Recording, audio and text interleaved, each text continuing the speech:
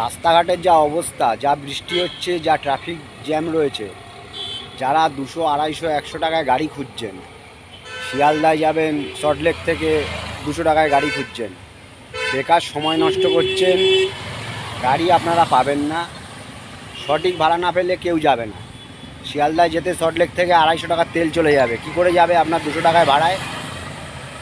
যারা সেক্টর 5 থেকে মধ্যমগ্রাম বারাসাত 500 টাকায় 400 টাকায় যেতে চাইছেন, ওই গাড়িই খুঁজতে হবে, গাড়ি কিন্তু পাবেন না। বোঝা গেল? তাই সকলকে বলছি, সঠিক ভাড়া দেন, গাড়ি দেখবেন সব ঠিকঠাক টাইমে পেয়ে যাবেন। আর যদি ভাবেন না ওই 200 টাকায় গাড়ি খুঁজবো, 300 টাকায় গাড়ি খুঁজবো, আর যে গাড়িটা নিয়ে যাবে তার 300 টাকা তেলই পুড়ে যাবে, তাহলে আর গাড়ি পেতে হবে না। খুঁজে যান, 2 ঘন্টা 3 ঘন্টা ধরে গাড়ি খুঁজে যান।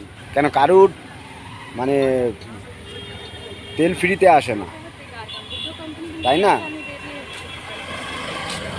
তাহলে তেল যখন কারুর ফ্রিতে আসে না, তা সঠিক দামটা দিলেই তবেই সবাই যাবে।